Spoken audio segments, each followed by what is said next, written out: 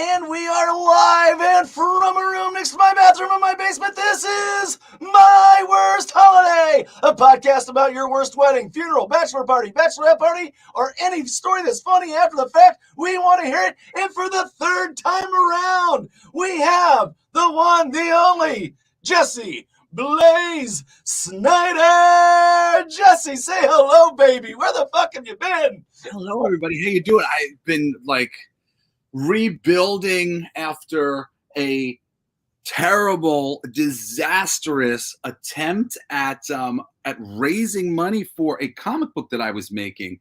It's so funny.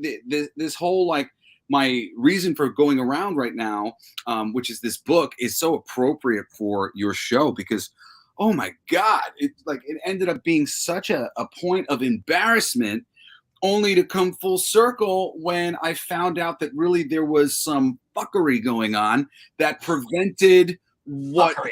I hate fuckery. What kind of fuckery is going? There was a bunch of fuckery. Fucking fuckeries. For those of you who don't know me, I make comic books and music and a lot of creative things. And I had made this awesome comic called King of Kings. You're into everything. There's very few things that you're not into. You always I don't trust anybody who's not a fan of something. Everything. Yes, you're a fan of everything. God, you're just. But I'm a writer. I'm a voiceover guy. I'm a musician. I'm a father. You hang out on Earth long enough with a penis, you become a father. If you enjoy that, it might happen again. So for me, it's happened a few times because I quite like the kids and I quite like the sex. So, who knows what will happen before I wrap up on planet Earth. But I called you one time. It was on. I called you one time on my iPad, and you had your iPad, and you was laying in bed, but it looked weird. It looked different. You're at a different angle, and I'm talking to you, and I'm like, what the fuck are you doing anyway? And you just you're raising it above your head, and your wife's on your back giving you a massage. I'm like, well, I tell you to have a good night, but I figure that's irrelevant at this point. I think it's a given. Yeah, it's actually, it's my girlfriend, me and my wife, who was my high school sweetheart. We broke up a little while ago, years ago now. We're very good friends. So I'm actually over here visiting in New York, even though I'm moving back to New York right now. But yeah, my girlfriend is super sweet. The two of us both get our asses kicked. We're former athletes, and she's an electrician, and she's just busting her ass all the time. So we're constantly trading massages. It's awesome. Right. Hey, my body. I'll help you if you help me. So it's gotten you get a little. Yeah, I'm getting the good treatment on that front. I definitely. So anyway, going back to the comic book and the fuckery and everything, getting back on track. So the basic story goes, I'm a huge comic fan. I've written for Marvel, I've written for DC, Disney, Pixar, the Muppets. I'm a professional. I've been writing for a long time, but it's a lot of it's so much freaking energy. There are a lot of these industries out there that they really make you work for it because they recognize that you want this job, and they're like, right. Oh, you want a job? Okay, well, we're gonna give you this. I'm like, but I can survive doing. Really milk the fuck out of you then. You're well, come on, you want the job, right? So I got into a point with Jump through the hoop. Come on, boy. Jump through the hoops. It's crazy. I had so many people who were really high up people at DC Comics, for instance. One of their their biggest writer, Scott Snyder, trying to get me in, multiple editors trying to get me in. And it was just amazing at that time. And I had done this already with Marvel, and I had just really was just done with them after they had dropped so many balls. Because, it wasn't like things weren't happening because people weren't happy with my work. The relationships were there. People liked my pitches. They were down to hear more. Occasionally I would, get thought of, called up to pitch for things that they were looking for, which is always the better way to get in. But so many balls would just get dropped. A lot of good work would go into something, and they'd be like, oh, sorry, this took too long for us to process it. And now this character that you wrote about, nothing was happening with him. Now things are happening with him. Sorry, it took us 6 months to put it through the system. And so, as a creative person, you'd be sitting there waiting, going, okay, they're not doing anything with this. I'll write a pitch. Good timing. and then you'd be like, wait, what? You took how long to pass it on, and now it's already like, Yeah. So I finally just kind of The watched. iron's already cooled on the project. The iron's already cooled. It was great when it was hot. Exactly. Now it's fast. Yeah, exactly. I mean, most famously, like at Marvel, I had written this amazing Blade pitch that I really, really liked. I'm a big fan of that Wesley Snipes Blade movie. And the cool thing about it is that it's science fiction vampires. And science fiction vampires have never actually been done in the Marvel Universe. In the Marvel Universe, it's always been like supernatural, magical. Right. Now you got my, well, you remember my old partner, Jay? Yeah. Yeah. Big Blade fan. Huge Blade fan. Congratulations to him, by the way. He's in the Badlands right now, coming back married. Oh, nice. That's great. Congratulations. Yeah. Tell him I said that. Yeah, so I like wrote something that was a send up to that film, and there was a lot of reasons why you couldn't exactly copy the film because the New Line owned some of that stuff. So I had to reinvent the Whistler character as a new character named Hummer, and there was a lot of things that I had to do. But the whole thing was set to enter these science fiction vampires into the Marvel Universe in a really cool way that put Blade on the map again. And they loved it. They told me this is one of the greatest pitches that we've ever received. I'm like, yay, I'm hired. It's going to be great. It took them 8 months to present this pitch. They presented it at this creative meeting, at this like retreat. And they had already decided to reintroduce Blade in the X-Men comics. They relaunched the X-Men comics and they put Blade in it, which I don't know how that sounds. It doesn't sound great because he's not a team player. He's got nothing to do with Batman kind of a thing, or he brought all these vampires into the loner that works with you. No, that's not Blade, man. Blade's like, I'm gonna go kill some motherfuckers. Exactly, and Blade really needed to be introduced as a Punisher style. Here's his book, and something his name on it only, something that proved that Marvel believed in him. By putting him in the X-Men, it sent a message to the audience that we don't really know what to do with this character, so we've taken him and we've put him the most popular character.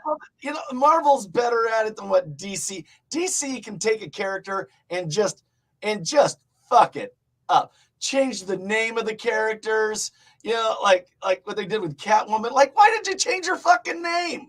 Like, it was a bad enough movie anyway. Why'd you change your fucking name? And Marvel's a little bit better about staying to the character. Oh, they're getting worse and worse day by day now. They too have just lost the plot.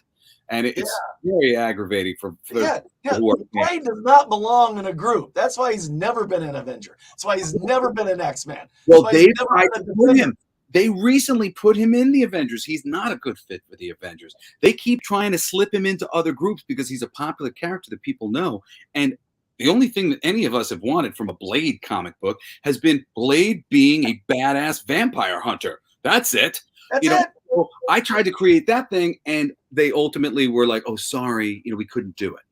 And after having to wait a year, and I put so much into that not only did I write this incredible pitch, I wrote a really amazing first issue to like show them what I could do. Right. I went over to DC years later, and I had like a half a dozen people doing the same thing. I wrote them like 6 great pitches. I mean, like one of my favorites was just a Jonah Hex pitch, Jonah Hex Gotham Bounty Hunter, where he's come out of the past into the future, and he's trying to adapt to being stuck in the future as this Confederate, bounty hunter who's now riding a motorcycle and technology. I gotta be honest, I don't know much about Jonas. I don't know much. He's just this scarred, nasty Confederate guy. I know he's got the hole in his jaw. And he's a really he's basically like a backwoods racist in modern times, having to adjust to the modern day. It was a really funny thing because I was going to make it like Dog the Bounty Hunter, where he got some girlfriend with really big fake boobs because he's never seen fake boobs before because he's from the old West. Exactly. And he finds his ancestor who's this hick kid, and he brings him in, and now they're going around Gotham and they're fighting all these guys and stealing all their stuff. So I give him a freeze gun and all these classic weapons from the Batman thing. It was a great pitch, and I had a lot of great pitches at DC. And once again, it was the same thing. It was just like, even though I've got all these creators backing me and these editors backing me, just the timing wasn't working out. And part of it was just the system, the way the system of comic books, like these corporate comic books, get made. Right. So I finally went, screw all this. I'm doing it myself. I was up on I was making six figures as the voice of Kia Motors and a number of other voiceover gigs that were going on at the time. And it's like, Right. this is like 8 Hold years on ago. just for a second. Everybody, we were talking to Jesse Blaze Snider. He does voiceover work. He used to do a Pizza Hut ad a long time ago. He also did voice work on the Travel Channel for On a Corner. There's a taco stand. He did shit like that. He's also an incredible musician. He does everything from rap to country to rock. If you don't know who he is, look him up. His name is Jesse Blaze Snider. I have at least 3 of his albums, I think. Fuck, I don't know. Anyway, but he's also a gifted graphic novelist as well. So we're getting I write the scripts, so I work with all these different artists and whatnot, and I've been working for a long time, so I know a lot of great artists. But I started to put together my own company because I was making money, and I was like, all right, cool. So the first thing I did was kind of this small music comic book project. It was just a little one-shot comic book. It was put out by Image Comics to Acclaim. It's really cool. You can still find it for free at blacklightdistrict.co, C-O / couldn't afford the M. And it's it was cool. Afford the fucking M. So I did that, and it was really successful for me, or at least successful enough for me to continue on. And then I did 2 other things at the same time, and they just really killed me financially. I put in for a miniseries, a 4-issue miniseries that me and my buddy Mark Polton were working on called King of Kings. Religious figures in a battle of the bands to determine the reigning ideology of the day. Obviously, Jesus has been winning. Right. With a little help from his dad, God, the famous backup singer who keeps basically frying anybody who tries to touch Jesus. Yeah. So I make this book, we write this thing, and I start producing it because I got the money, and I make a deal with my buddy. I'm like, I'll handle it, I'll take it, just work with me here.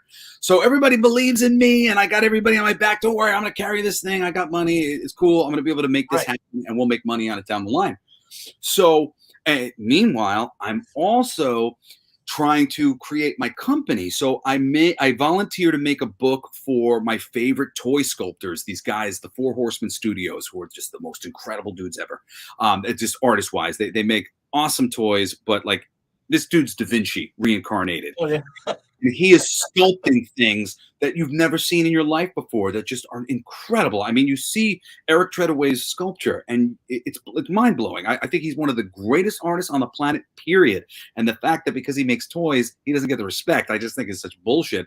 He's a brilliant artist. Artistry, man. No matter like what you're creating, if it's phenomenal, it's fucking phenomenal. It's, and they are music or clay or painting or whatever. I mean, if it's good, it's just fucking good. Hell yeah. So I was just like, I adore you guys. I want to be in the 4 Horsemen Studios business. Let me produce a comic book for you guys. So I get Greg Weisman, who's the guy who created the Gargoyles animated series for Disney. He's also there's something else is in the works with that with Gargoyles. There's something else in the works that I read. Yeah, they keep doing more. They just did a comic right now that he's doing for Dynamite, I think, and there'll be more going on with Gargoyles in the future. Disney just keeps kind of shooting themselves in the dick. I don't know why. It's way because it's Disney. They can't help it. They cannot help it. But I'm like super stoked. So I get a great writer, and me and my team, we oversee this thing, and we put together the book. About halfway through the book, and halfway through me producing this 4-issue miniseries, I lose my main source of income, which is putting me at 6 figures. Everything else is putting me at like base survival mode. But now I'm already like into this. Now you're like, do you want fries with that? Yeah, like so deeply, like I can't even quite stop it because it's like the brake's broken. I can't break it right now. I'm gonna have to take it at least until I can break it around there. So I am having to overextend myself for a while. Oh no!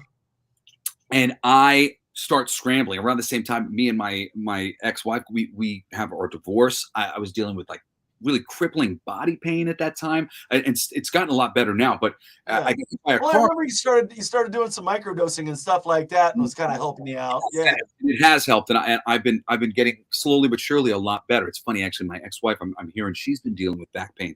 Well, I've been here, and I've been going, oh, now maybe you understand. Yeah. Take that, woman. Now you know what it fucking feels like. I can't even think like that because I mean, dude, once you really deal with the back pain, you don't wish Oh it. yeah, I get a sciatic, and my back will like pinch and will go out on me, and I'll go down. And this is no shit. This is no shit. Like a year ago, it was like a year ago. My back went out on me, and then all of a sudden I started getting a pain in my upper back, like not my lower where my sciatic usually gets me, but up here higher, and it's hurting and hurting. And I put a massager on it, and I about crawled out of my skin. Next morning I get up and I feel it. I got bumps, like bumps, fucking shingles. So my back went out on me, and I'm triply walking. Now I got shingles as fucking well. Like I'm just like I look like Mr. Burns when I'm walking around. Yeah, my ex, she pulls up her shirt. She's just like, look at my stomach, like, and you see it looks like her spine is like, like she's like, this does not look right. I'm like, no, it does not look right. You end up looking bad. I mean, like a spinal. No, you'll be all right. Yeah, you look like a spinal version of the guy with the bone stuck in his throat in Beetlejuice. Whoa, that's not supposed to look like that. So I go into panic mode, and I start going, all right, what am I going to do here? Like, I've put so much into this, and if it just ends and it just sits here, I just wasted my money, wasted my time, promised everybody that we were going to make this book, and it's just fucking sitting there. So now all of a sudden I change my parameters of like what success is, and I'm like, okay, people are having success on these Indiegogo campaigns, Kickstarter, whatever else. Right. And I go to a convention and I meet a couple different representatives for Kickstarter, representatives for Indiegogo. They start courting me, like selling me on their website. Right. Ultimately, I choose Indiegogo because of different things that their salesmen have told me about, why Indiegogo is better and blah, blah, blah. So I'm like, okay, I'm going to go with Indiegogo and I'm going to make this campaign. I make this campaign, and oh my God, if you've ever had to do one of these things, it is so much work. Yeah. Put it into perspective. It's very difficult for a comic book writer and a comic book artist to collaborate and have it be equal, because a comic book artist can usually produce like a monthly comic, maybe two at the most, maybe less, depending on how long it is to take to do their style. Some people take a little longer. A comic book writer, depending on their style and how quickly like they are, I mean, me, I could write like easily 5 issues of a book a month, and like it wouldn't slow me down. Writing for me is very easy. Yeah, like coming up with ideas and I don't know, my head's just wired that way to write jokes, to do stuff like that. Now I can't artist worth a fuck. Like I could, I'll fuck up a stick figure. Like I'm not good. I can't imagine I wanted to be an artist when I was a kid. You look at the detail of each cell that these guys are doing. You're like you're saying, like if they can put out one a month. Yeah. Because the Kickstarters, it equalizes everything because there's so much photoshopping and there's so much writing and technical writing. And then not only that, after you have a campaign, you have to fulfill all the orders. I have to physically mail out all these books. Like, it's a lot of work. So in terms of going like, hey, you want to partner on something and do something together? It's way easier now for me to go, hey, artist, hey, writer, we can go do this stuff. So I put everything I have into this freaking Kickstarter, and because like I really wanted to succeed, I actually like produce a bunch of videos. I produced some promo videos, a little animated music video for a song that we wrote to promote the thing, all this stuff, which was stuff that I was planning on doing, but I was planning on doing it as a legit company, not an independent company raising money on Kickstarter. So I felt really bothered by it, by doing it, but I was like, well, whatever. Everybody else is doing this too. It's all well and good. I'll put it out there. The audience will, see what it is. And I think people are going to like it. And then we'll make some money and it'll be great. So I put it out. And a week and a half goes by. And I know every single person personally who has given me money. Every one of them. There is not one person on my list that I don't know. And it's like, Really? that's my cousin. That's my uncle. That's my friend Steve, who I used to work with. That's like every one of them. I know them. And That's the guy many, hit on me in the bathroom. yeah, That's the guy that. and there's like a handful of people who are just really big fans of mine, like who like are very big fans of mine that like I know I've come to know personally because I'm nice like that, and if somebody's nice to me and whatever, I don't reject them. So a couple people who you could say like fans or You supporters. haven't rejected me yet, Jesse. I really appreciate that. You're welcome. So so as far as I was concerned, it's like He's a nice guy. I try to be. But as far as I was concerned, I was like, wait a second, am I asking my friends and family to pay for my ability to make a comic book? I'm just like, Right, I'm supposed to be a professional. I'm like, this is what I do for a living. I thought the book was going to find an audience. Nobody wants to read my book. Yeah. And after a week and a half, I just canceled it.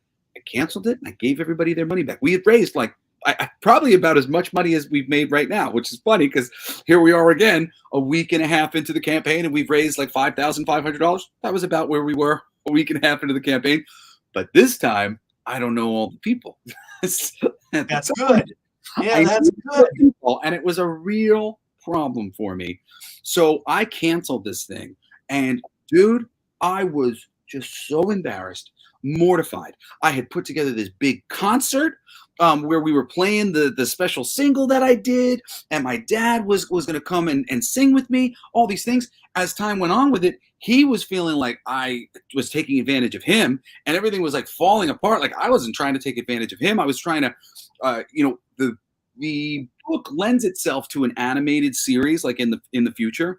Just because it's got this, like, I tend not to make comics with that in mind, but because my dad's a voiceover actor and I'm a voiceover actor and we're both musicians, when a friend approached me about it, I was just like, wow, that's really a neat project. That could be a really cool project for me beyond just doing it as a comic book in the future.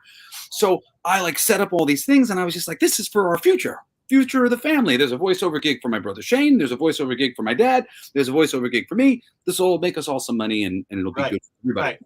But I ended up just inadvertently kind of just asking him, I guess, one or two things too many. And he was just like, you know, I'm really feeling like you're taking advantage of me. And the moment he said that, because I wasn't thinking like that. And so he said that, I was sort of like, oh, no. No. Like I was like, this is for you. This is for us. Like, I don't want to take advantage of you. Like, that's the whole like, opposite of what I was trying to do. I was trying to. Sometimes you can get locked on your drive. Yeah, exactly. You can get locked into a drive. Yeah. And sometimes there is a second you go, wait, yeah, I need to consider. Yeah. Okay. All right. Yeah. Okay. So I've been there. Yeah, I've been there. Yeah. I was like so freaking more. And you know what? I'm gonna add a story to this too, because it was so funny. I got fucking yelled at or whatever. I did this concert and I didn't mean to. This has never happened to me before. Yeah, don't worry. That's what they all say. I didn't mean to. Okay. So I'm not a big drinker. I don't drink a lot. Right, ladies? And I put on this concert and I've got different friends coming down to guest appear. It's like a 3-hour show. We got an opening band and then the main stage band. It's a big deal. And I've got big deal people coming down to the show. And I don't have a team, doing this event. I'm doing this event. Mm-hmm. So I have to get there the day of the show and, very early to set everything up. Set everything up. Yeah. I've been there, assistants, but one of the minor assistants, he shows up with a full bottle of Jack Daniels. And that's like the one thing I drink. I trained myself to drink Jack and Coke and wine. That's it. Yeah. What are you doing? Like, I hate the taste good. Drinking Irish whiskey, drinking nice scotch. What are you doing? Yeah. I hate the taste of alcohol, but that was like, I picked it because of Lemmy Kilmister. Lemmy Kilmister drank a Jack. I was like, I'll have what Lemmy has. Give me the Lemmy. So give me the Lemmy. So this motherfucker shows up with a bottle of Jack Daniels, and I am so stressed. Yeah. I haven't eaten in like 2 days because of how stressed I am. but I'm not thinking about that. Oh, and then you grab a Jack. You grab Jack. I start to, not That's not your buddy. That is not your friend right now, Jesse. That is not your friend. I'm pouring just like the bottom of a little plastic cup. Yeah. A few times throughout the day, but by the time the day is like getting into the evening, like after the fact, by the end of the night, I could see I drank half the bottle during You the might need a hot dog. Yeah, throughout the day with no food in my stomach. Right. That's what I'm saying. You might need a hot dog. And Might want to put a little something on that. Yes. And I'm working. So I'm just hustling. Like, it's not like I'm like drinking. I'm little drink, running around, work. I am 45 minutes into my hour and a half set, like my hour and a half set. And I realize that I've completely lost track of where I am in the set. I don't think I know where I am in the set. And I go to like say something to the audience about where I am in the set. And the audience goes, they all laugh because no, I just did that or whatever it was. And I literally like, it dawns on me, oh my God, I am drunk on stage. Holy shit. Like, and now, like immediately. Welcome to rock and roll, Jesse. Yeah, and I've never done that. I've never drunk on At stage. least you're not on heroin on stage, man. You gotta wonder how those fucking people even did that. Like, I don't understand. I don't know how they even did that. It's crazy to me now, having even just done it the one time. My dad's straight edge. I learned rock and roll from him. Right. He's just always together, and that's how I am usually. Right. So right. I'm on stage, and I'm like, oh. They said, how is it that D. Snider can still remember all the words and shit to his stuff? He goes, I wasn't drunk. Yeah, I wasn't fucked up. I did my job. That's right. I remember that. I remember D saying that to somebody, like, I'm not a fucking idiot. That's why I can remember all my. Oh, Vince, I think it was like Motley Crue or somebody like that. They was talking about like Motley Crue or somebody. So I'm on stage, recognizing that I'm drunk, and then I go, how did this happen? How drunk am I? And I start like sort of like searching within myself now that I recognize, because I legit had no idea. I thought like I had like the littlest of buzz, and it was just I could body pain. I deal with body pain. Right. It helped me with my body, and I'm moving shit around, and I'm not having any problem. I was working my ass off, like even working my ass off on stage, but I lost my continuity. And I realized, like, the moment it hits me that I'm drunk, it sort of like floods in just how drunk I am. Now you're aware. Now you're aware of what you are. Yeah. I am very drunk on stage. Oh my God. Yeah. Meanwhile, my straight edge dad is about to come out to do a freaking guest appearance with me in a little bit. I am just like, you must make it through this show. Okay. Under all circumstances. Don't let dad know you're hammered. Dude, later on, to tell you that, my girlfriend at the time, Meg, because I was in the middle of going through this divorce, and Meg was a bartender, and she'd been a bartender basically her whole life. And she was like, dude, I know all about accidentally drinking on the job, getting drunk on the job. It sneaks up on you. You'll have no fucking clue that, you'll be like, oh my God, I shouldn't have drank. I shouldn't have drank so much. I got drunk, and I didn't realize I was drunk. And she said, I was actually completely impressed. You never drink. And I thought you were going to fall down, and you never did. And I didn't. I never fell down. But, oh yeah, I was on the verge of falling down. Absolutely. I was everything that I could to keep myself together.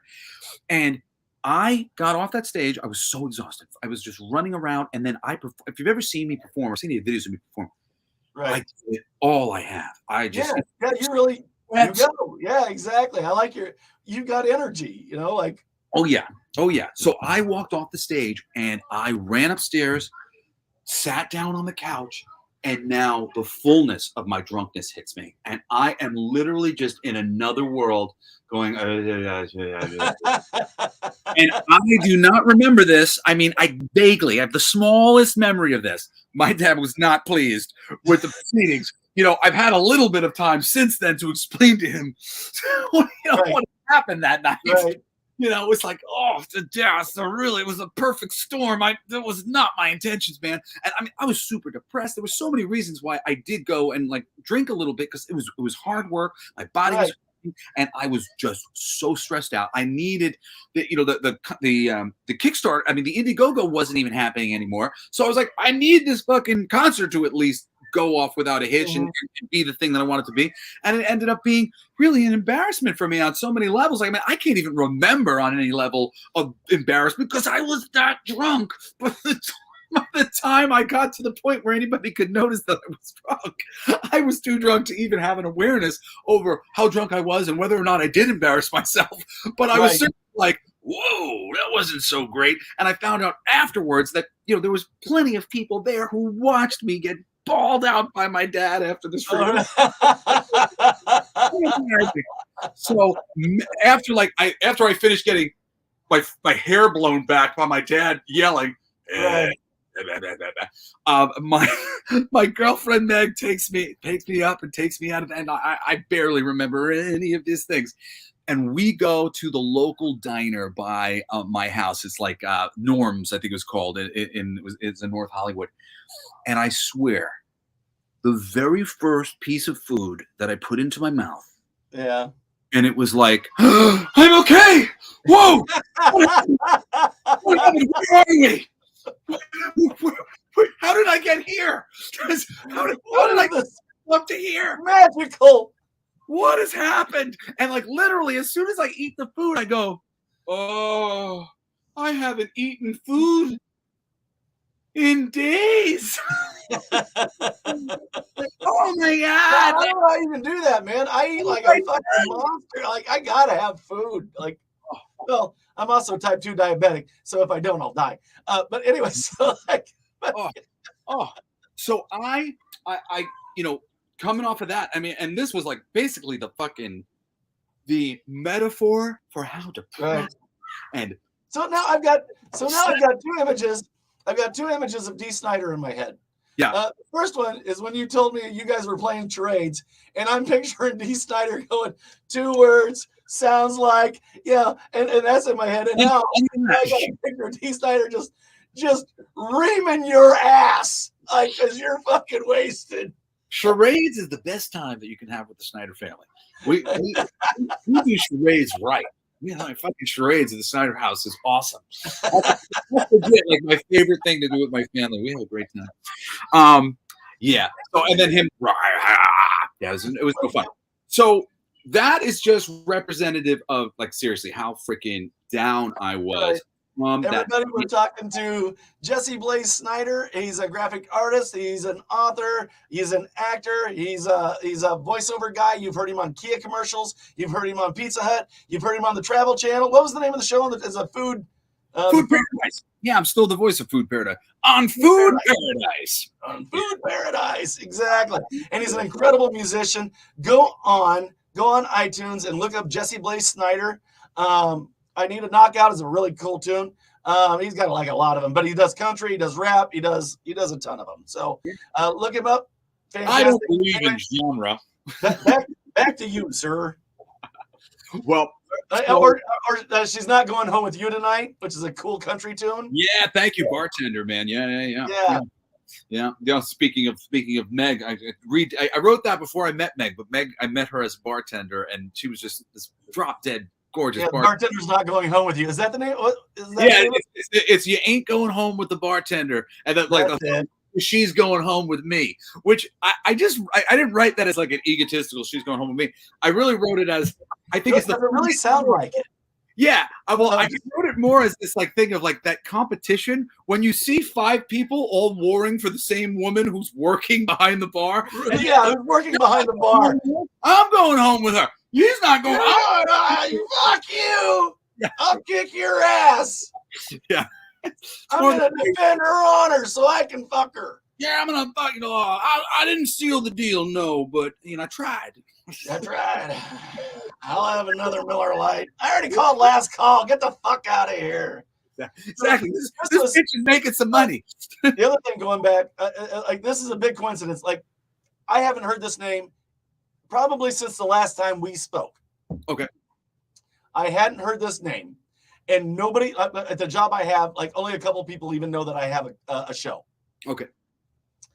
Out of the blue, I'm sitting there talking about Silver Sun pickups and some other music that I've been listening to, and my boss looks at me and goes, "I was just listening to Crocus last night," and I went, "What?" You mean Trappist? I go, I haven't heard that fucking name in forever, and tonight I've got their arch enemy on my fucking show.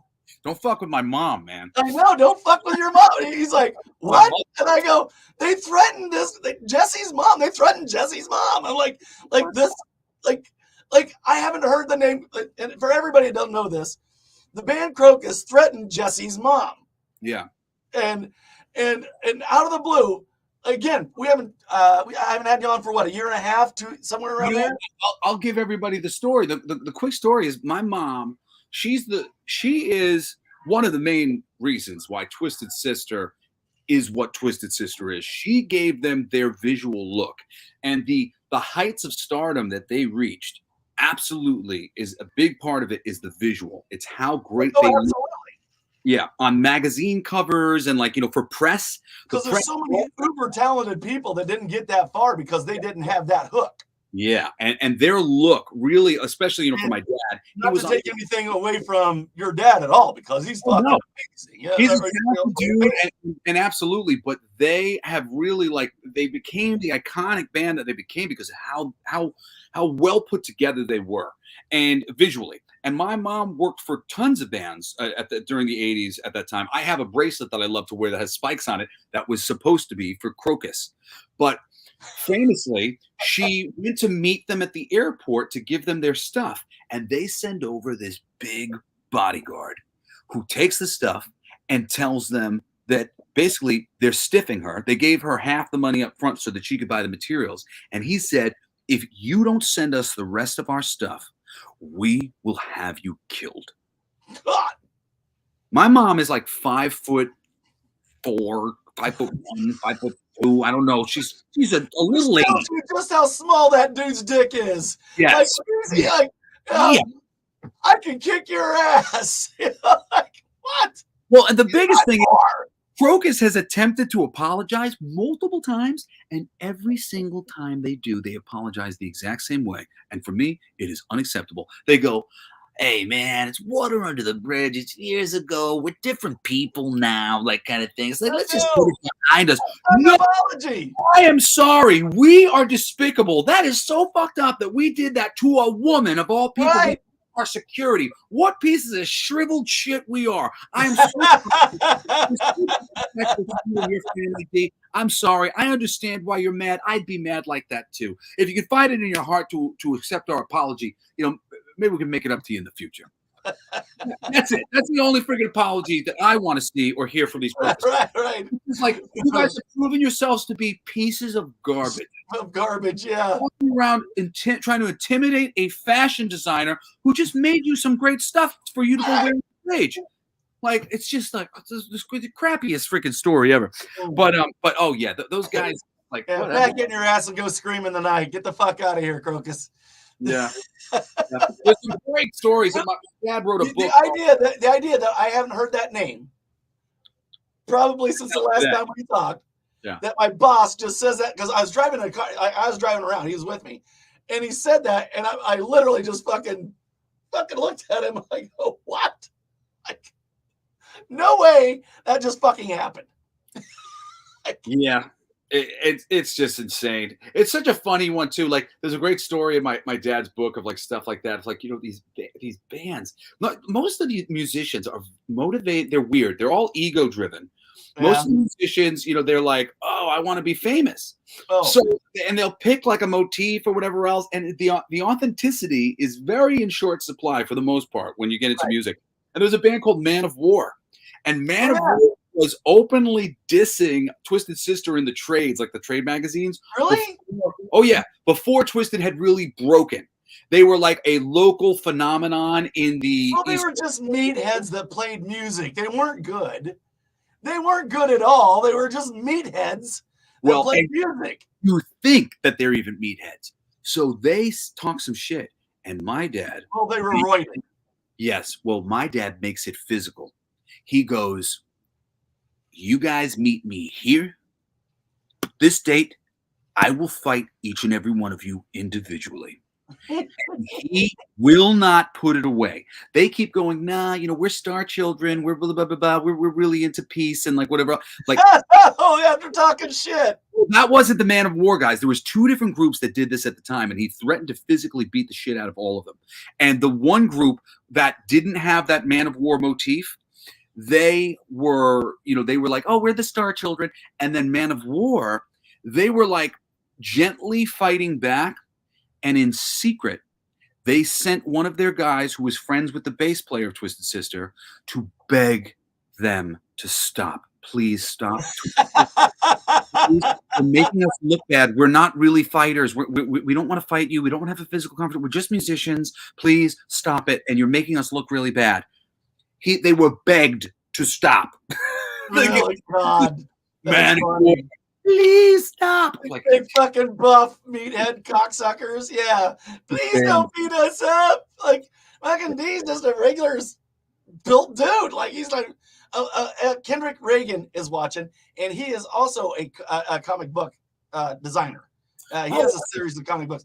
We're talking to Jesse Blaze Snider, and he's got some comic books out and stuff like that. He's got, do you got a picture of their King of Kings? Yeah, I got, so right now, this book, King of Kings, and I'm going to tell you how we finished our story and we got it out. This is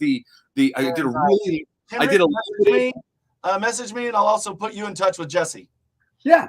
I did a limited run of this book that we did some printing for a convention. There's literally 50 of the ones that I have in my hand. So we're doing the run for, these stretch goals and all this cool stuff to do, basically to finish the miniseries. And, to go full circle and get to the thing, I'm the writer. I write the comic books. I work with artists and I coordinate and I make all this stuff happen. I used to be an artist when I was a kid. Actually, Jay's been doing some comic books and stuff like that too. Oh, cool. I'd love to see your stuff, brother. So what happened really was, and this is like one of the greatest moments of my life after years of me going, what am I going to do with this King of Kings book? It's just sitting there, and apparently people didn't like it. I didn't have nothing happened at Kickstarter. What am I going to do? I believe in the book still. I got to be able to prove it. I don't even think I haven't read it, so I don't know. But there's a saturation. And a saturation, just like what I do, I truly believe that my show, like what I do, is talented, and I've heard 1,000 other podcasts that just absolutely suck, but they've got much more traction than me. Well, if you got advertising money, that's a big deal difference. Yeah, and I mean, they're just doing topic like current events. And I fucking hate oh no, ours is different. We do current event. Shut the fuck up. Everybody does current event. You're 2 bros in the basement. You don't have a fucking point. You're not doing fucking anything. Challenge me on stage, fucker. Let's do 10 minutes. Well, these are all the things that I was thinking at the time. And that's the thing, Jesse. There is a saturation, man. Yeah, well, actually, what ended up happening and what the truth of it was, we were shadow banned. After being invited onto the platform by Indiegogo's freaking representatives, they had it written into the code of their website that anything in the graphic novel comic book category that was rated R would simply not be searchable upon their website. And I was like, so in the midst of doing all the other things, they didn't let that little fucking nugget go before you signed up? Nope, they didn't know apparently. So this became. They didn't know. It's their fucking company. They said they didn't know. Basically, they were never told. The people who were doing the coding and the people who had made that decision were different than the people who were selling their site to all the people. So I'm throwing a flag on that. That's bullshit. That's bullshit. If you have that company, if you're working for that fucking company, you fucking know. Otherwise you wouldn't be working for that fucking company unless you was a rookie that came on like a week fucking before. Well, and I think too that there's a possibility there, and it makes it that much more despicable that they would have courted me when they knew that I was doing something that was, it's a blasphemous rated R adult it's religious. It's religious subject matter. It's funny, but it's certainly for adults, not for kids. I don't know if you're like me, but when people ask me about my show, I go, it's not safe for work. I'm vile. Yeah. I'm loud. I swear a lot. You know, like there is no they're like before they see it, they know what they're getting fucking wrapped up with before they even do it. And I can guarantee you, you said the same fucking thing before you released your fucking They knew, completely knew. And so knew. This past Christmas, the news went around the independent comic book world like wildfire. Right. Because in particular, there's been like factions being created in comics. The independent comic creators have been largely going to Indiegogo. So all of a sudden, all of these people who were super loyal to Indiegogo found out that they'd been being shadow banned by the freaking website. And all at once we went, what the fuck? What the fuck? So I legit went, all right, it wasn't me. I didn't fail. People just literally never saw the book. So I'm doing this. It's hard to sell it when you haven't seen it. Yeah, you can read the premise to it. It's not on the shelf that nobody can freaking see it there being offered. Meanwhile, this time around, I had podcasters reaching out to me because they came across the book on the website, and great. That's what was supposed to happen the first time. So this past 8 months, I just started gearing everything all together, getting it back on. And I've been working for a couple other companies. One company in particular called Merck Publishing. They do a book called Death Rage and another book called Miss Meow. They sell all their books with boobs, nudity, and titties on the cover. And that's how they make their money. So I watched I'm a big fan of all of those. Yeah, I like boobs too. Big fan. I watched how they were making their money, and they were doing a really, what do you call it? A factory system, it's one after another. So I kind of studied what they were doing because I was working for them. They just put out a book that I wrote for them called Guns and Angels, the 0 issue and the first issue they've fundraised it for, but they've got more coming. So I just kind of used them as a little bit of a learning curve for myself, seeing what they were doing and how they were having their success. And I started rebuilding the campaign. And our initial raise was for $5,000 so that we could print the book that we already made, and we have officially crossed the $5,000 mark actually after 3 days. So now we just kind of 3 days. There you go. Now we've been slowed down, since then, because our initial burst of getting the right people and all fans of ours and getting it out there, has slowed down. But I don't know half the people who are contributing to the campaign as it should be, and it's been going great. And I have 60 days to do the whole campaign and promote the thing. And I've been getting into the YouTube space, and I have a lot of friends who are podcasters and stuff. So I've been making my rounds and trying to go and get the word out about the book right now. But oh my fucking God, what a thing to put that much work and that much energy into something and then have it just find out that they fucking shadow banned you. Oh. And I was embarrassed for years. I was walking around my legs I fucked it up. I suck. Did you ever see Big Trouble in Little China? I love that movie. One of my favorites. He kicks Jack Burton and he falls down on his back and he gets up and he goes, "Son of a bitch must pay." That would be like working so hard on something to find out that you've been fucking blackballed after you've already fucking told them what your shit's about. Oh, I would fucking. It killed me, man. It killed me. Mike Tyson. I will eat your children. Praise Allah. Yeah, it killed me. But we still need your help with the campaign. Anybody out there who might be watching and anybody who's interested in comics or just interested in comedy, this is a love letter to Life of Brian from Monty Python. I actually have an artist whose style is very much like Terry Gilliam's style, which is really? Yeah. Oh, yes. That's very Terry Gilliam. Yeah. That's very Terry Gilliam. So I really I made this for that fucking microphone. I keep trying to point and I point and it's over here. God. Yeah. Or the, I'm always really and for people that's going to be on the audio podcast, I'm pointing at myself. I'm pointing at Jesse. I'm pointing everywhere where I am. It's pointing at me. But we did our lowest raise because with Kickstarter you get if you don't make it, you don't get anything. So the 5,000 was like our lowest amount to just print the book and be able to kind of move on with our lives a little bit. Drop all that on my page. Yeah. So our next raise for $10,000, $15,000. There's all these stretch goals, and they all basically just beef up the book. We add little upgrades to the book, and the next milestone for us is going to be the more money we make now, it goes into issue 2, and then if we cross the next threshold, we're going to finish issue 3, and we cross the next threshold and issue 4, and it's done. So that's what we're looking to do. Step in front of the other. Yeah, and you're walking out that door. The first issue is completely done. The second issue and the third issue are both drawn. So they just need to be colored and lettered, and I need to finish a couple covers that are there. It's right there to be done. The only issue that has to be like from the ground up, even though the script is done, is the 4th issue. So I'm going to do multiple campaigns for this. We're going to do the first issue, and then I'm actually going to be raising money for a different book that I'm doing with my friend Steve. Well, actually, he's going under a pseudonym, so I can't say what his name is. His name is Jim. Harold Ramis. Yes. So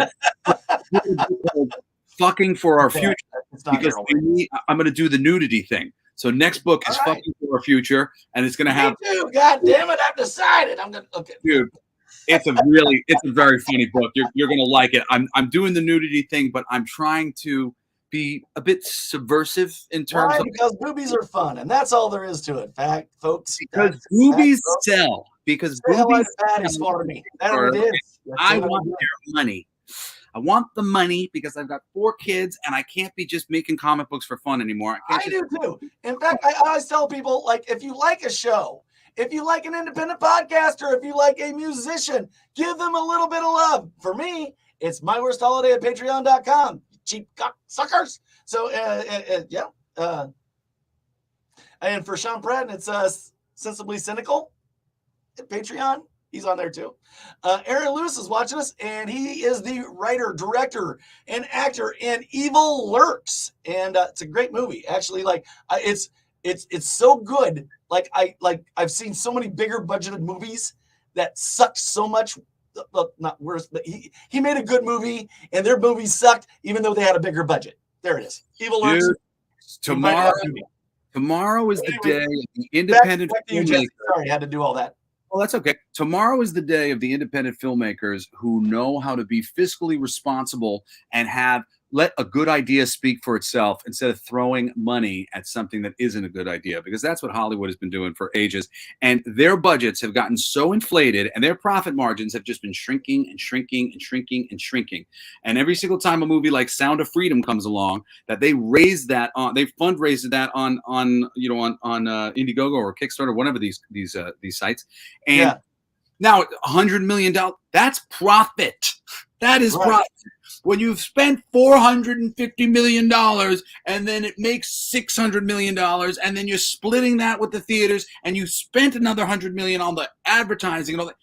These companies their profits are going, which is why this writer's strike right now, this actor strike in Hollywood, they just don't realize what the business side of film and entertainment have been doing for the past years. They've been doing the exact same thing that the tech startups were doing 20 years ago, which is taking all the money that they can get, doing as much as they possibly can do, and counting everything as loss leaders.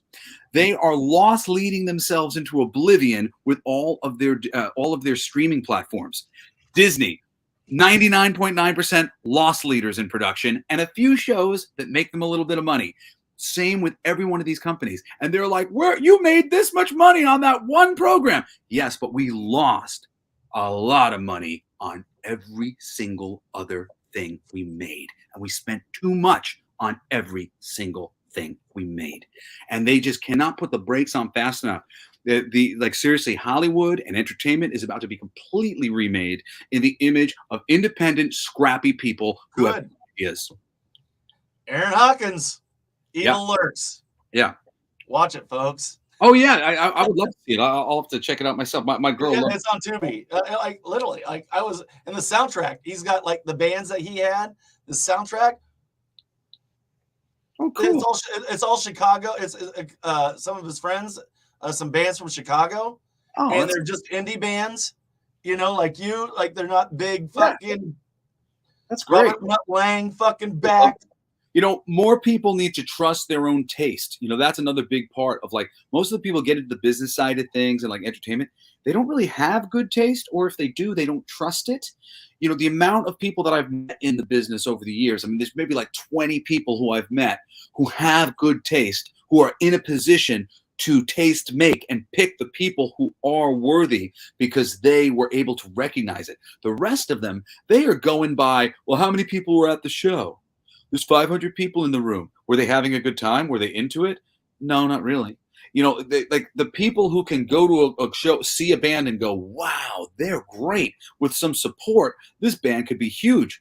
Those people are worth their weight in gold. And most Right. of them are just not in high enough positions. And if you feel like you're somebody like that, who's good at recommending bands or whatever, like go put yourself in a position to do some good in the world, because there are not enough people who have good taste or trust it. Right. Yes. I agree. I agree. You get into I don't want to get into a political thing, but yeah. Yes. Well, I agree. I agree 100%.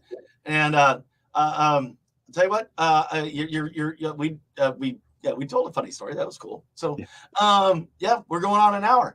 So I tell you what, the floor is yours again, Jesse. I want you to tell everybody about you, where they can find you, what you got going on, and stuff like that. And I want you to hang out because I got a couple people that I want to put you in touch with, but I don't want to give them your phone number.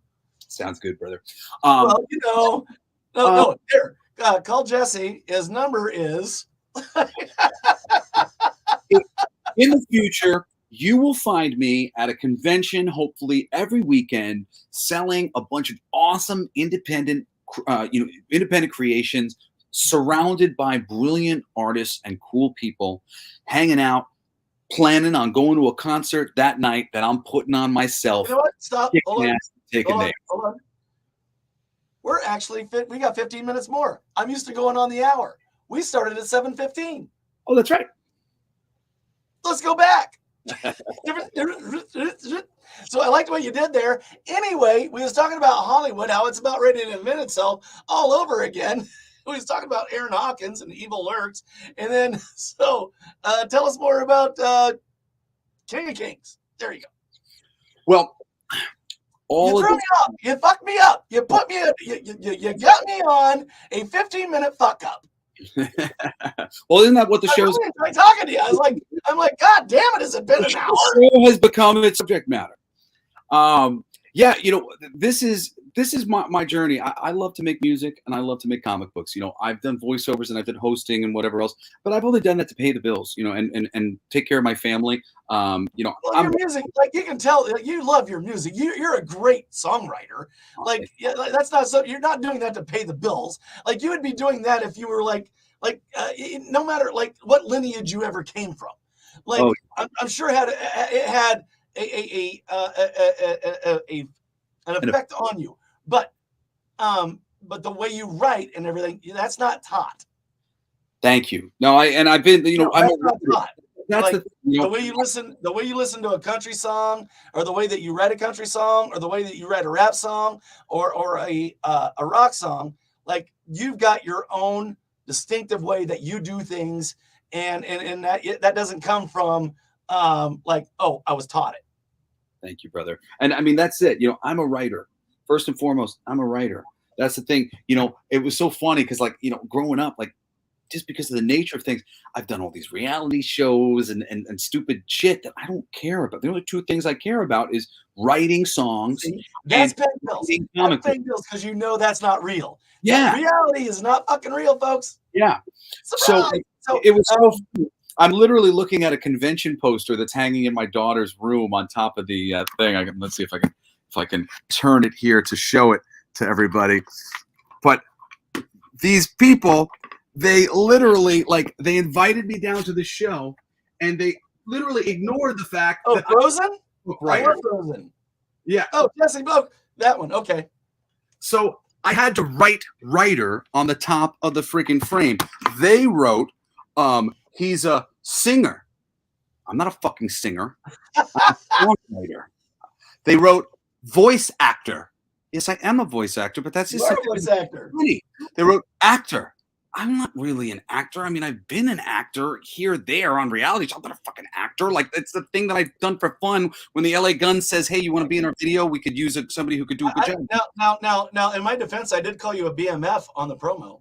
So, well, I am. I mean, I do all these things, but these things don't necessarily like. That's not who I am. You know, like I'm a writer. Come on, bad motherfucker. That was fucking funny. You didn't even laugh at that. I'm like, you're a bad motherfucker. That was it. Like, well, wait, I didn't realize it would be.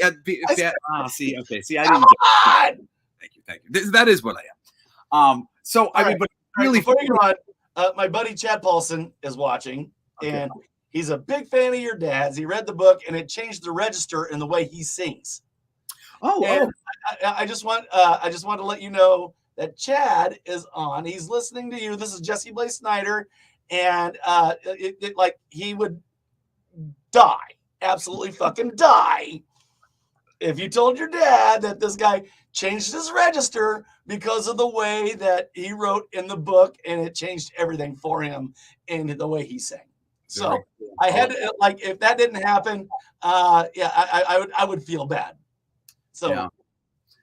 Well, anyway, back to what we were doing. Yeah, writing is just my passion, and yes, you're a writer. You're a writer at heart. Absolutely, like your comic books, your music, like like you're a Renaissance man. You're a Renaissance man. No, actually, no, you just you have an imagination like I do. Like you just like you get in your head and things come out.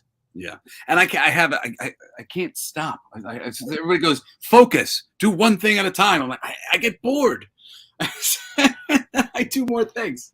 But I mean, really, for me, it's just all about communication. In my comics, I've gone back and forth between writing horror comics and writing comedy comic books, like kids comic books. I wrote Pixar's Toy Story and the Muppets. Then I was writing Evil Ernie and vampire comic books and all this stuff. And now I'm writing stuff that's like, right up the middle, assassins and whatever else. And now I'm about to write some adult stuff, and I'm writing this blasphemy. I don't believe like in genre. I believe if you're a good writer, that there's all sorts of things that are interesting and there to be played with. So, but that's all I want to do. All I want to do is just be able to feed my family writing. And the world, the way it's set up right now, the corporate entities that run all of these companies like Marvel and DC, they do not treat their creative people right. I don't think anybody treats creative people right, really. And to make money off a creative person, but they don't really treat and that's never not been a thing. Since the indoctrination of recorded anything, it's always that's always been a thing. Like, we're gonna take all your fucking money, but we're gonna make you work for it. Like you said, exactly like you said at the beginning of the show, like, we're gonna make you work for it because we know you're creative, we know you can make things, but we also know that you want to make it big, so we got and you can't do that without us. Yeah. So I mean, now there's finally a space in comics. God damn it! Which one? We got the pesos. No, we got the pistols. We get the pesos. So that seems fair. Who is that? I know that one. That's a funny line. No, it was a band. I think it was the Bottle Rockets or Pistols and Pesos. That's funny. Yeah, Pistols for Pesos. I think that's the name of the song. Oh yeah, that's a good one. Yeah, I mean, it's really amazing. It's just like this world has really changed, thankfully, to like these fundraising websites, and comic books right now are reinventing themselves. Marvel and DC, their sales are lower than they've ever been, and independent creators are starting to take their power back on these platforms. But the people who are really establishing themselves on these platforms are essentially the corporations 2.0. Bunch of business guys who want to take advantage of comics, take advantage of geeks. That's why I'm trying to get myself there so that I can be somebody who loves comics and loves this stuff. I want people to be getting 50% ownership of things that they had 50% stake. What they write, what they own, what they should own. I want to see people getting paid livable wages and being taken care of long term. It's not difficult to do this stuff. They could have done it in these big companies for a long time, but they have no interest in doing that stuff. And I believe that the next generation of people coming up on Kickstarter and Indiegogo right now, the people who are really succeeding, they're the business minded. They're not lovers of the material. So I have had to become a business. They're not lovers of the material. They're just business minded. That's always been the problem. That's not new. That's always been the fucking problem, man. Yeah. I got itself if we're not careful. I got something coming up. I got something big for myself kind of coming up. Mm-hmm. But the one thing I said is I own complete ownership of my product and creative of my product. And they're like, yes. And I'm like, send the contract. We'll talk about it. And now we're kind of doing some negotiation and stuff like that. But full ownership and full creative. They're going to have some people that they want me to do on my show. And I'm like, I'm good with that. But I wholly own my product. My brother Cody, he has still has the number one podcast in the spiritual and religious space. Number one, it was released through iHeartRadio. The thing was called The Awakened Underground, and they screwed him and they've stolen the name. They weren't working with them correctly, and now my brother has to rebrand his entire show, and he's coming back. He's got a new show called Acid for Squares, and that's going to be great. He's actually working with the same company that my podcast comes out through. And actually, I didn't tell you that's the thing. So I do a podcast Acid for Squares. That's fucking great. Yeah, Acid for Squares is great, and so I do. Oh yeah, it is. Yeah. I do a podcast. By the way, the band was named The Refreshments. The Refreshments. That was funny. I'll write that down. So I do a podcast called The Coolest Geek Alive, and we're actually 4 months in now. 3 months and a week, we reached 1 million downloads. So I fucking hate you. You know why? Because I'm with a company. I've only been doing this for 6 fucking years. I know. And the only reason why it worked like that for me was because they approached me, a company that advertises podcasts.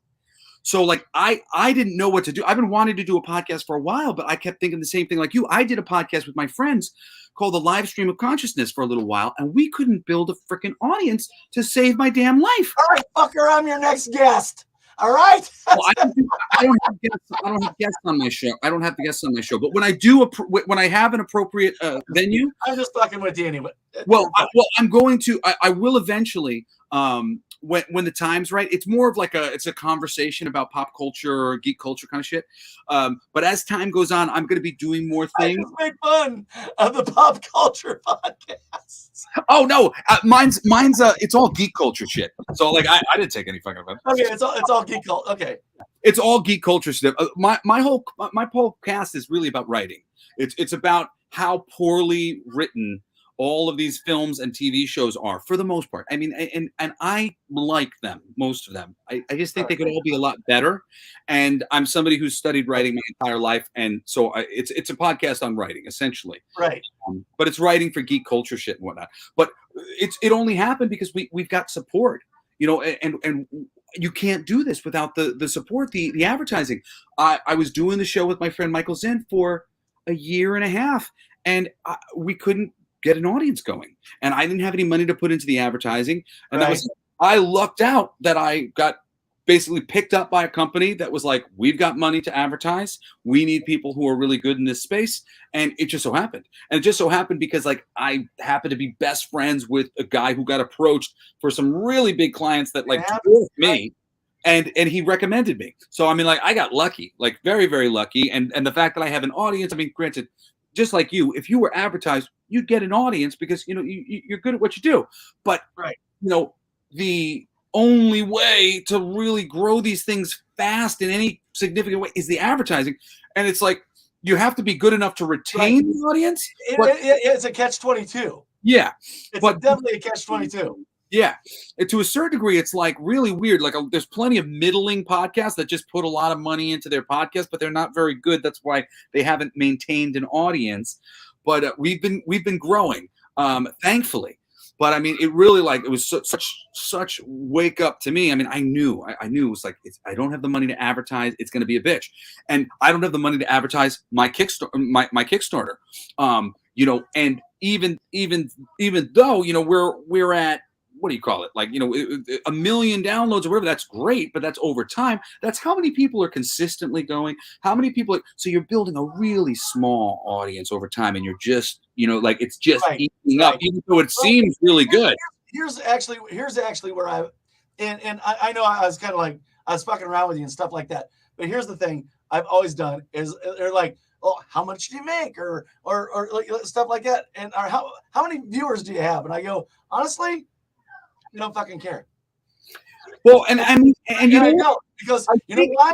Because I'm sitting in a basement in fucking LaSalle, and I'm talking to Jesse Blaze Snider, who's sitting in front of Minnie Mouse, or I'm sitting there, or I'm talking to Bruce Valanche, who's a fucking Oscar winner, a Tony winner, or I'm talking to the actors from Clerks, or I'm talking to like I go to work every day. Nobody knows what the fuck I do.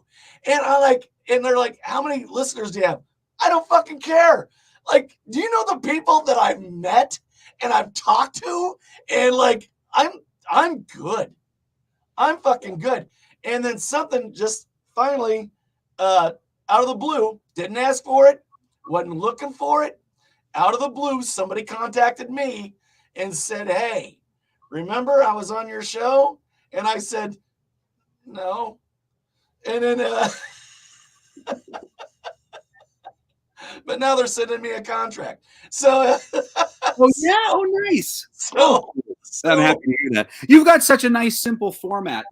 My buddy who's on this same network, and I bet you there's other networks just like the one that I'm dealing with, the podcast Playground.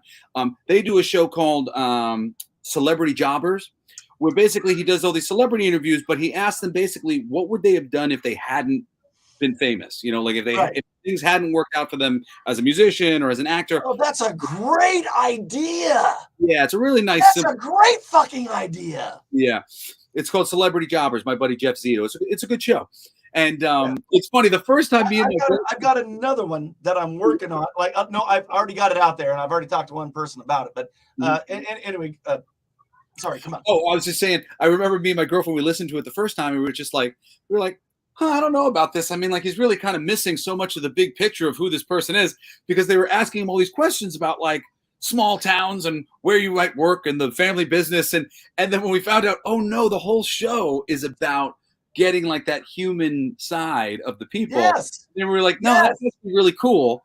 And that means like any person that like, if it was a person who I was more interested in, if I was more interested in the musician or the actor, I'd be very interested to hear that interview. It just so happened that the person who was being interviewed, like, we didn't know them very much. So it was asking them like the most boring part of their existence. Right. We were like, but that's a very clever idea. So I mean, it is like what would be better. Like, I hate reality TV. Trust me, I fucking hate it. But taking somebody and their idea of what they really wanted to be or something like that, and no, never mind. Like in my mind, I just absolutely went through 1,000 scenarios about like what it takes to do whatever they wanted to do, the years that it takes to develop yourself to be that, and just throwing them into it, and like, of course they're gonna fail. Of course it's gonna be kind of fucking funny because we just took somebody that couldn't fucking weld before and now we made him a welder. I took the idea, I ran 1,000,000 times through my head and said, no, I don't want to do that. But the idea of talking to somebody about what they wanted to do or what they wanted to be is very funny. Yeah, no, it's really fun. And I mean, I think a lot of the answers that you get are just very surprising.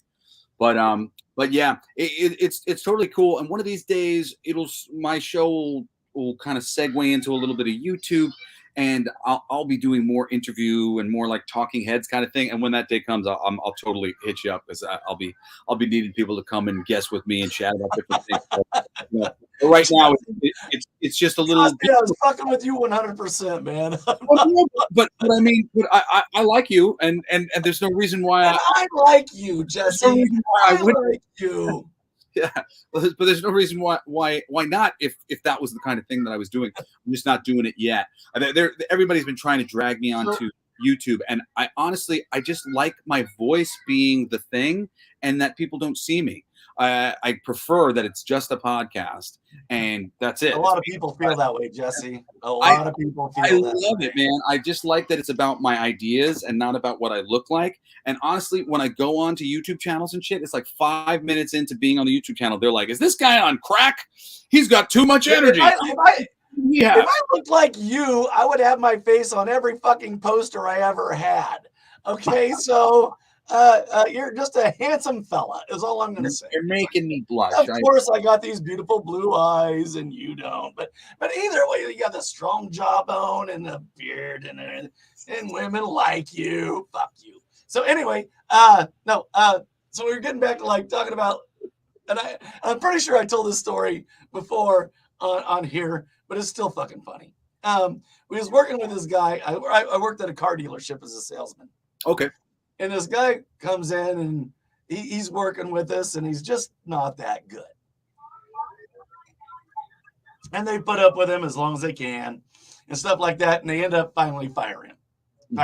Okay. Now, as a child,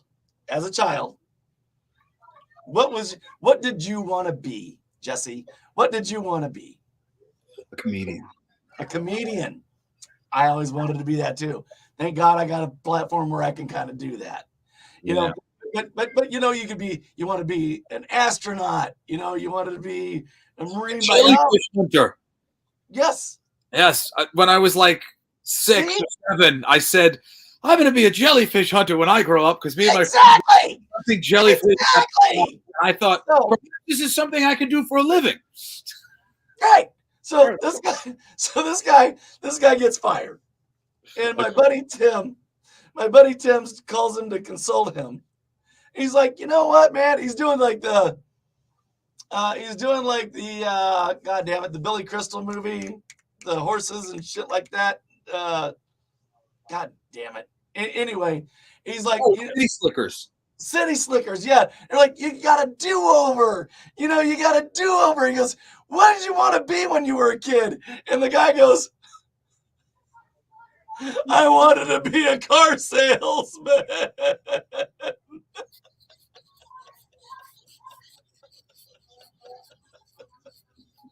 That was your dream? That was it? You wanted to be a fucking car salesman? Hey, man, we need car salesmen. The one thing I want to get the fuck out of is being a fucking car salesman.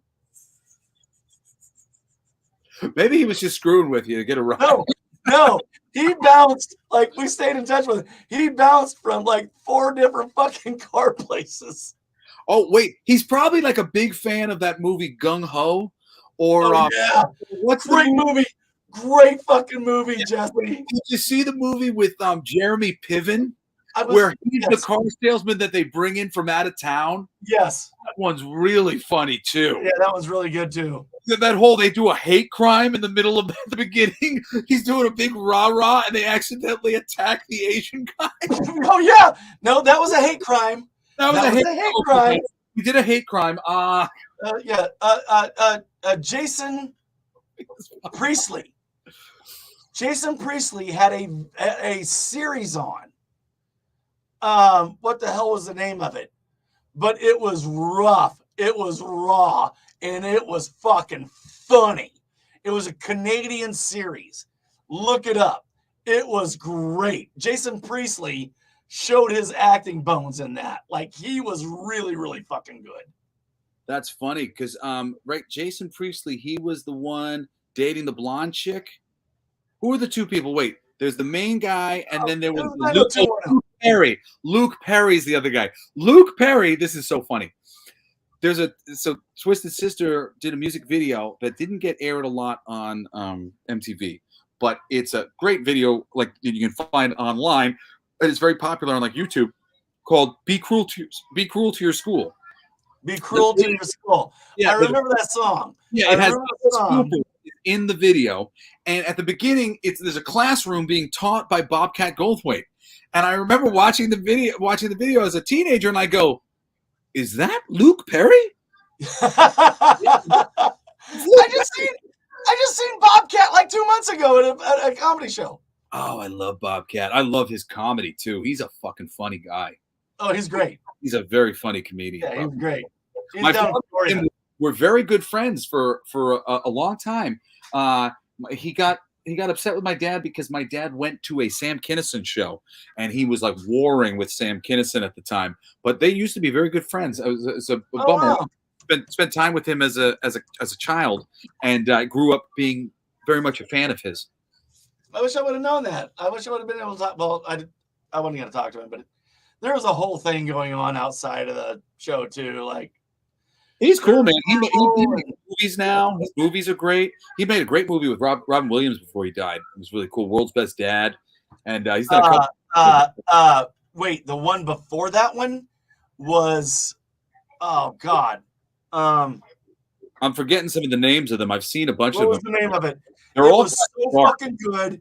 It was good. so fucking good. If you don't watch Bobcat's movies, you're a fucking idiot. Yeah, you're they're a serious fucking idiot. They're dark. They're very good movies. Oh, God damn it. What was the name of it? I've been very impressed. Sleeping Dogs Lie. Yeah, I saw that one too. Sleeping Dogs Lie. If you have not seen that movie, you'll bawl your fucking eyes out after you get out over the horrific part at the beginning. Yeah. So they're funny, absolutely funny, it'll rip your fucking heart out. Yeah, his movies are like tragic funny, but they're good. It was so good. And the joke that he did was about Nickelback. And by the way, you need to open up for Nickelback because Nickelback can't get anybody other than cover bands to open for him. So yeah, my buddy Bruce Leonard, who's a comedian, and he works for security at MGM. Like, Nickelback was playing, the only people they could get to open up for him was cover bands. So like they didn't even have real fucking bands to open for him. Wow, like that's when you funny. can't get Puddle of Mud to open for you. So, wow. I had like a managerial option who was very close with those people. And long story short, I didn't love how this person did business. They were just a little too hard and rough, and I'm soft and sweet. And I didn't want to be represented by somebody who I didn't trust to be really kind, because I can't do things in like a rough way. But they were trying, they could have been opening up for Nickelback. Opening up for Nickelback would blow Nickelback off the fucking stage. That could have happened. I actually like Nickelback. They're not the worst. They've gotten like they've become a caricature of themselves through like media and people making fun of them. But if you check them out, oh yeah, you got to listen to a whole album. That's some heavy shit, man.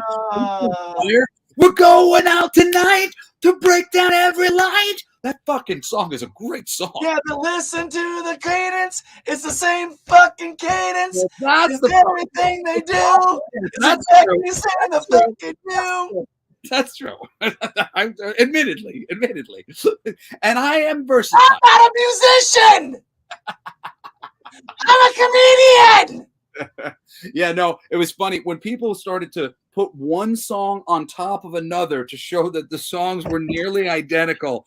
That was when the beginning of the end for their reputation. But I've met some of those guys, and they're very, very nice guys, and they're just. I'm not saying they're not nice guys. I didn't say they don't let butterflies go or catch spiders and put them outside. I didn't say that. I'm sure they're nice. I'm sure their mothers love them. They walk old ladies across the street, but they can't. Bam, bam, bam, bam, bam, bam, bam, bam, bam. Yeah. God, it's like a hard rock style with the wheels of the bus is what it's fucking like. That shit's funny. I know. This is all, and I didn't pre-record this shit. So like, it's like so say you open up for Nickelback, okay, and I like you very much. You're very talented, and I've listened to his albums. He's very good. So it's like I went and seen Local H and Soul Asylum. Mm-hmm. Okay, Local H opened up for Soul Asylum, and they're both. God damn it, the camera. So anyway, the Local H is very powerful, and they opened up for Soul Asylum, and Soul Asylum is like, we sell misery, which I love, but they let Local H open up for them. Local H is a good band. They are. Yeah. They're two people that are a fucking powerhouse. Was he playing with that black guy? No. The black guy. He used to have this drummer whose back, he looked like the fucking Hulk from the back, and he would slam the drum so damn hard as a two-piece. I like Local H a lot. They made an album called and this guy was this drummer was fucking amazing as well. Like nobody's gonna replace that guy unless they're fucking good. Yeah. So anyway, Local H comes in, blows the fucking roof off the place, and I keep going down because I'm in the balcony. I keep going down. And I keep trying to buy Local H merch, and they're like, "Nope, can't sell it." And I'm like, "Fucking sell it to me." They're like, "Nope, can't sell it." So I go back upstairs. We keep drinking beers. Keep going downstairs. Nope. Turns out the Local H guy is the guy that sells the merch. But anyway, so now here comes on Soul Asylum, who's good, who's very good, who I love very much, but they just tried to follow Local H. Yeah, that's not. And people are going, I'm gonna go. I waited around, listened to Misery, and then I'm like, yeah, I'm gonna go. Now, if Soul Asylum had opened up, if they had opened up for Local H, yeah, I would have been just, yeah. I would have been like, my legs would have been kicking behind my back. I would have been like at a slumber party, like, I'm enthralled. But they didn't do that. That's a weird one to me, man, because Local H has been around for a while and they've had, success over time. And I don't know as much about Soul Asylum. I know that they blew up during the time of the grunge thing at the end of it. Good. Yeah. They were good. They were dirgy. They were good, and I love them. I love them. Cool band, but they didn't do a lot long term. You cannot have Local H or Buck Cherry open up for fucking Soul Asylum. Yeah, you can't have that. Not a good look. Well, and people like me who were taught to set the piano on fire, like right. You're going to perform so well that they will not be able to do their show anymore. Jerry Lee Lewis famously set the piano on fire before going on Elvis Presley, so that Elvis would have to follow him, and he wouldn't be able to top what he did. Right, exactly. That's the thing.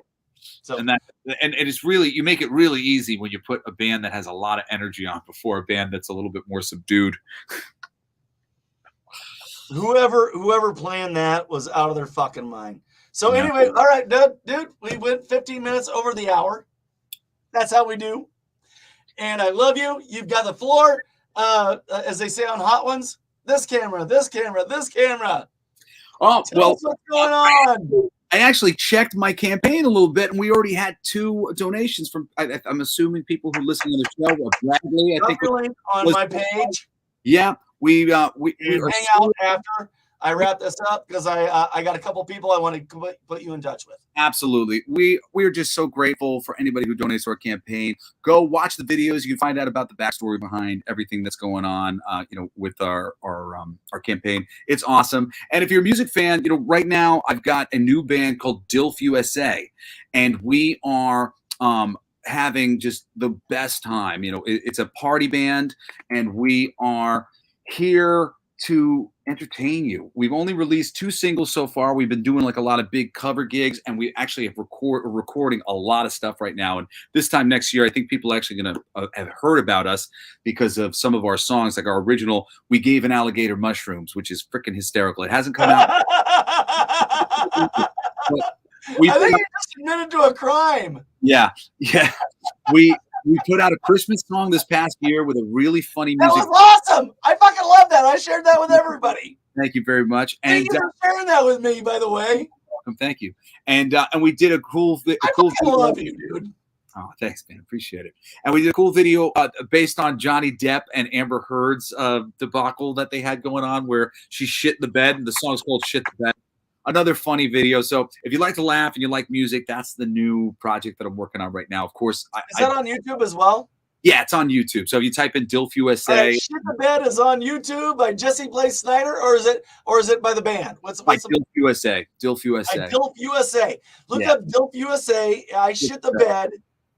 Yeah. So I'm definitely gonna do that. Bunch more videos with them. So I mean, if you follow DILF, it's really funny. And I'm on what do you call it? Or actually, I'll make it all easy for everybody. My email that anybody can hit me at, and I do answer, is jesseblaze@jessesnider.com. And that's kind of my thing for my podcast and whatever else. People send me letters and send me messages, and I always read all those messages and I get back to them. But yeah, my 2 labors of love is my comic book company, the Killer Rabbits Company. Making awesome comic books like King of Kings. I love Killer Rabbits. Right there. Thank you.